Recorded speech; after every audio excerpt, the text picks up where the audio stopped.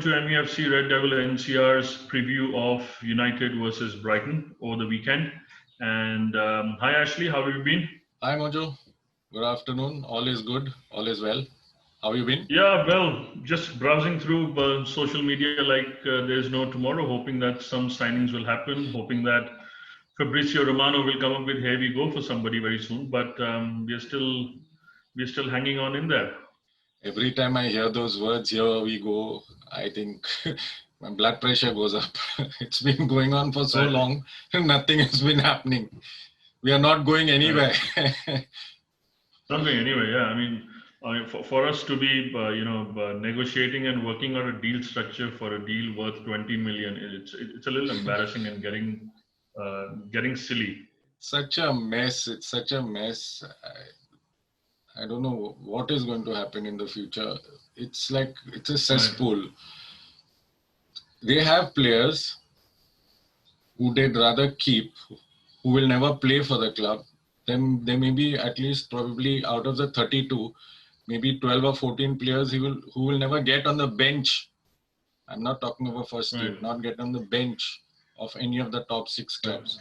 But those people are still at the club. They are maintaining the wages simply because if they sell them and buy a new player, they'll have to spend more money. What sense does that make? I mean, they have no ambition for the club. That's exactly what I was discussing on, our fan group's WhatsApp chats this morning. That the likes of Mata, Lingard, Pereira, Rojo, Jones, Dalot, Romero are all occupying wages to the tune of about 40 million pounds per annum, Exactly. and that is something which will never get onto the bench or the playing 11. I mean, fine, Lingard did because it was a game against Luton. But anyway, we'll come to the transfer and the mess that we are in. But let's get back to a very crucial game on the weekend versus Brighton, because Brighton, according to me, have started this season quite respectably. Against Chelsea, they were very much into the game until they conceded the second goal. And they beat Newcastle very convincingly, which was 3-0. So what is your opinion upon how United would approach this game and how Brighton would? If Brighton line up with their 3-4-2-1 or 3-4-3, which they normally have been playing, and you play Lindelof and Maguire at the back, we are definitely conceding. Right. That goes without saying. We are going to concede if you are going to play Lindelof, Maguire, because again they're going to pack them midfield, Maguire and Lindelof on a high press. That's what they when they played against Chelsea. Actually, they probably got the wrong rub of the green, but they had a very good game. I think they were the better side on that day against Chelsea. They played really for a good part. They played really for well. a good part, for about 50-55 minutes, they were on par with Chelsea, if not better. What we would be able to do is if we get past their midfield and manage to get the ball, further up the pitch to the Manchester United front three, which is going to be difficult. Then it's 3 against 3. We probably have a chance of scoring. But with the midfield of 4 and the 2-1 or the 3 forward, if you have that backline, the backline is going to definitely have problems against them. Because they are quick side, they are fast. They don't have any, household names or any stars, but they are all very, very good, technically very good players, and they will give our defense a tough time. I mean, there was this thing which was going around, in a few fan channels that they're amongst their most influential midfielders, Bissouma, had been given a red card last game, so he would not be there. So that will help to a certain extent. But then, who's to say? Because against Crystal Palace, we were hoping that we would turn up and win the game comfortably, because apparently Crystal Palace had 7 first-teamers missing, and we know what happened there. Yes. So I guess depending upon one of their midfielders not being available, as a hope that it'll become an easier game, I don't think so, because all Premier League teams have strength in depth. I guess we are the only club which doesn't. Not all. I was just going to say that. Not all. Yes, and apparently last season we beat them 3-1 at home, and post lockdown we beat them 3-0 away. And what both of those games told me, if we go back and look at the highlights, is that the Brighton defense, if got at with some quality, is susceptible to conceding goals. Yes. I mean, just like ours. But we beat them 3-1 at Old Trafford, wherein Pereira and McTominay of all the people scored. And whereas when we beat them away post lockdown, it was more of the usual suspected goal scorers in Bruno and Greenwood. So how do you think United would line up? And I guess our first 11 picks itself, because we don't have a choice.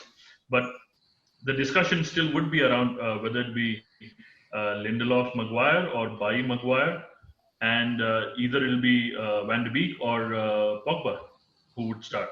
Yeah, as you said, yes, if we manage to get past their defense and have to contend with only their back three, we have every chance of scoring. Right. I definitely not Lindelof at the back. Let Bailly play with Maguire. Van Bissaka, Luke Shaw, that's all we have in defense, left back and right back. Play either Fred or Matic as a CDM. Start with Van de Beek and Bruno Fernandes. And of course, Rashford, Martial and Greenwood up top. Paul Pogba is not, he didn't look fit the last game and he just wasn't there in his head. I think 7 or 8 times he just gave the ball away when there was no pressure on the ball. Nobody tackling, nobody pressing. He just gave away the ball. He couldn't even control a pass 7 or 8 times. So if he's in that frame of mind and he isn't, and he's out of form, don't play him. Don't just put him on the pitch because he's Paul Pogba. We have Van de Beek and Fernandes. I think you should start with them. And because even in the game against Luton, Van de Beek was brilliant, but he cannot play with Juan Mata because he moves too quickly and thinks too quickly. You need someone like Fernandes with him to actually help him play and perform. He made some beautiful runs, good moves, but no support. So I think they should start with Van de Beek and Fernandes, Matic, Fred as either one of them as a CDM, and the front three, Greenwood, Rashford, Martial. Okay. Yeah, I kind of agree with you because our front three picks itself, Greenwood, Martial, and Rashford, I would definitely start with Van de Beek as compared to Pogba because Pogba seemed unfit post his COVID recovery, and within the first 2 or 3 minutes against Crystal Palace, he lost the ball 3 or 4 times and was committing fouls just to regain the ball. And in defense, yes, I mean everybody's been saying that you wouldn't want Lindelof to start with Maguire. But then I remember you saying that Ollie comes closest to Sir Alex Ferguson in trying to bring back the ethos of Manchester United. And Sir Alex always, ensured that the player who had a bad game always got given the chance in the next game again to get going and prove himself. So I still believe, something in me tells me that Ollie would start with Maguire and Lindelof. And Bailly, Pogba and Williams will be on the bench along with a few others. So that first 11 is simple to choose. I mean, and De Gea starts in the goal. Definitely. So, and I mean, we seriously need to turn up. I mean, God behold that if we were to lose or draw this game, what level of toxicity would happen around the place is going to be unbearable. I shudder to think. And worse still, I mean, Christ, I mean, I don't want to go to that. I don't want to think on those lines. But then, by the time this weekend fixtures end, and if we don't win or if we lose, we could well be in the bottom 3. That's what is going to happen if the management doesn't step up to the plate. And you need to buy players. It's just shocking that the whole setup, it's so rotten. They cannot sell players because it's their own fault for the contracts they've given them. Mata would have gone on a free. What makes you extend his contract Exactly. for 2 years for 8 million? Exactly. What future Exactly. does Mata have at the club? As a player, at least. I mean, Don't. similarly with respect to see, well, I mean, when it comes to transfers or what we are currently at, I believe, I mean, the situation that's happening at Roma with regards to COVID and everything, and the rumors that are going on, if they are true, that half their, for football decisioning side is down with COVID, and they didn't follow the protocol in terms of their director of football or their scouts guy or their finance guy, whosoever it is, and that could lead to Smalling staying. I am personally of the belief that if we are not going to be signing a centre back, Smalling staying for whatever reasons could be a blessing in disguise. Because let's face it, he wants to move on because of all the hate that he's got around at Old Trafford for the last 3 to 4 years. But let's not forget, let's step back those 7 years that we so fondly look back upon when we were the Premier League winners in 2013. Smalling was a part of that Premier League winning side. He's amongst those players who has the Fergie ethos, which then, if you run parallelly with Ollie's way of doing things, might try and fit into this season as a stopgap arrangement for one season at least. And somehow Smalling, I believe, is faster than Lindelof. I somehow believe Smalling's reading of the game is a lot better than Bailly's. So Smalling as a centre back backup or amongst the starters along with Maguire, to me makes a lot more sense if you're not going for any centre back right now. What do you think? Smalling in the team is a desperate measure. Nothing beyond that.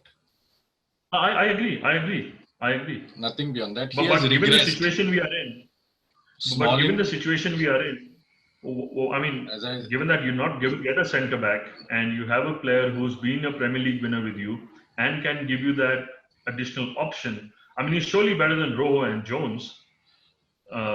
So that's where I'm coming from. Yeah, I think my grandfather's probably better than Jones, but Smalling, Rojo and Jones out of the question. Just forget it. They're just there. They're happy being paid for doing nothing at the club, and the club is very happy keeping him there because buying new players they'd have to pay more money, so they would continue with this ridiculous process.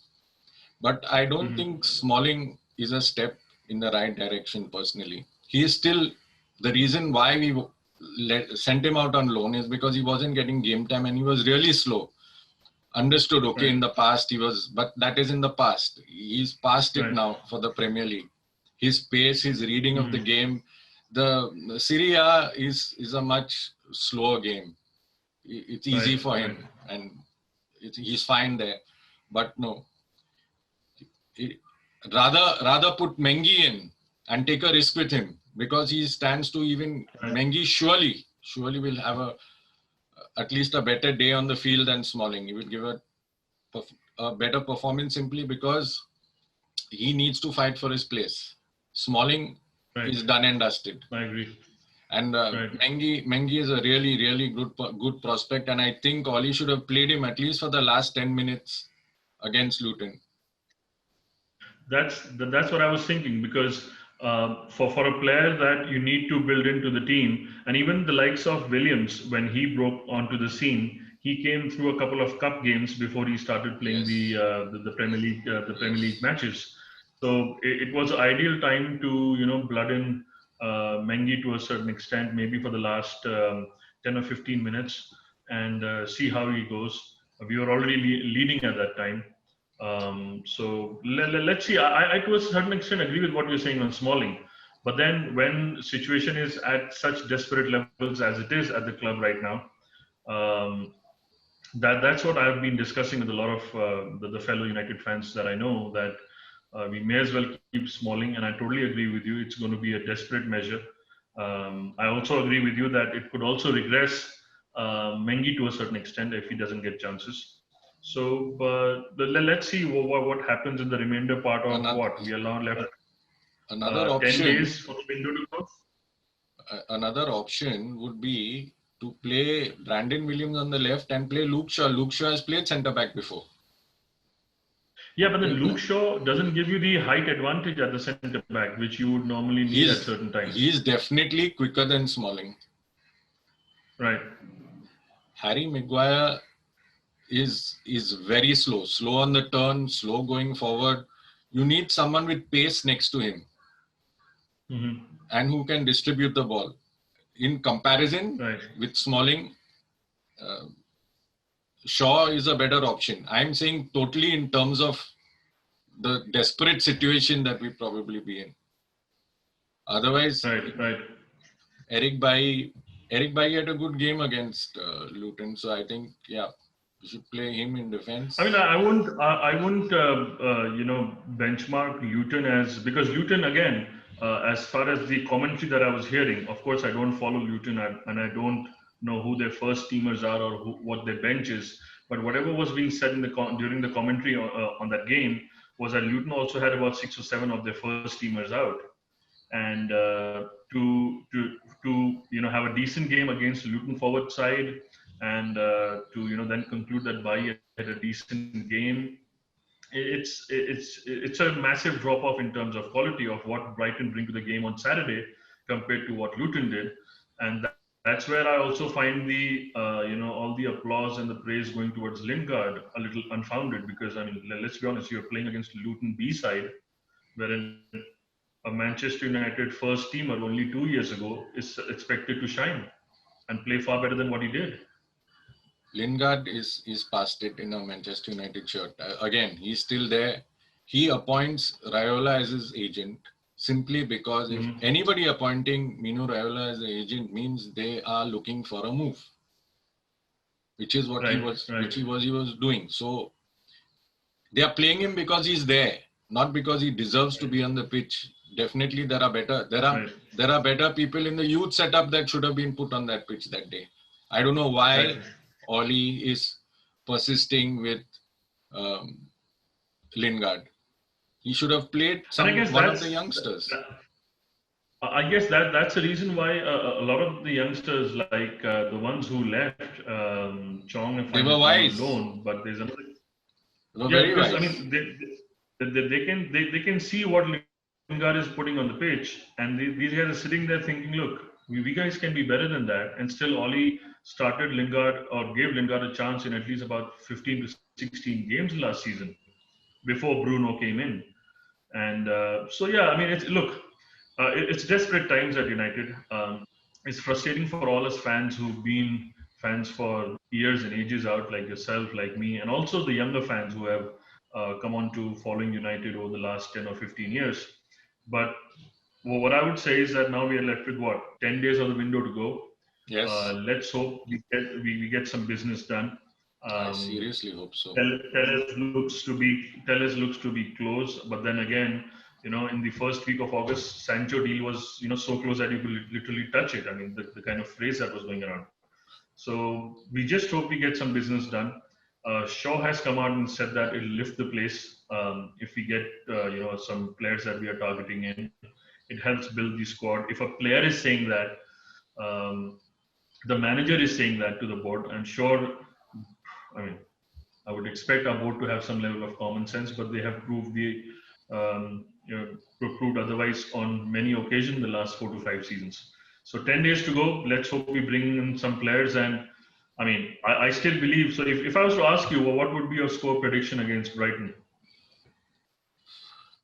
As much as I would hate to say it, a draw looks the most likely outcome. But if all our players turn up and actually play the way they're supposed to play, the way they played post-COVID, the few games that we played, I'm looking at a 2-0 win, yes.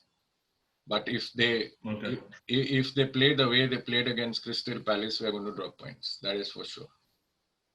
Right. No, I believe that knowing the players we have, at least the first 11 that we have, I believe they would know the responsibility they have wearing that United shirt. Fine, you're allowed a few off games, I mean, Liverpool got thrashed at Watford. Who expected that to happen last season? So you're allowed one of those games when you would slip up here and there, but they don't have that chance now because slipping up on Watford. Saturday means a nightmare coming towards everybody. That they know what backlash it would be. But I trust them that they would turn up, and I believe they would win about 3-1 or a 3-0 on a Saturday, which is very much required. And I think these players will deliver on Saturday. Remember that Watford game, Liverpool didn't have an off day or a bad day. They underestimated Ismail Assar. Right. Again, arrogance in defense. He ran all around that defense that day. He was just superb that day. They didn't have an off day. Okay, Ismail Assar had a superb game that day. Okay, but there can be no off days in the Premier League. Right. You have to win everything. Look at Liverpool's win percentage. Okay, maybe the one-off game, but then of course, luckily for them, Manchester City were bad last season. Yes. But when it was down to the previous season, when they lost the league by 1 point, both Manchester City and Liverpool were winning everything. It just came down to the 1-2 games where they dropped a point here or lost. Both teams didn't lose many games. Yeah, it came down to that one, goal line clearance by a Manchester City player. Yes, and exactly. And probably who was it? Harry Maguire, who scored for Leicester against Liverpool that season. So, Harry Maguire, which led to a draw, if I recall correctly. Yes. So, but I mean, coming back to United and this season, let's hope we turn up on Saturday. Let's hope we put in a good performance and win the game, which is very much needed to lift the, just lift the mood of all the fans around the world. And let's hope our board gets his act together and we get a couple of signings in the next 10 days. So we are good to go with a lot more positivity to look forward to in the remainder part of the season. Again, like always, thanks, Ashley. It was great having you. Thanks very much. We shall again be talking Brighton probably sometimes midweek for the Carabao Cup as well. Yes, we meet them again. Yes, we meet them again midweek. And anyway, thanks a lot. And to all the fans out there, do like and subscribe our channel. And we will be back with more content sometimes middle of next week before the Carabao Cup. And all the best. Let's hope we turn up on Saturday and win. Thanks, Ashley. And we'll catch up with everyone soon. Thanks, Mojo. All the best for Saturday's game.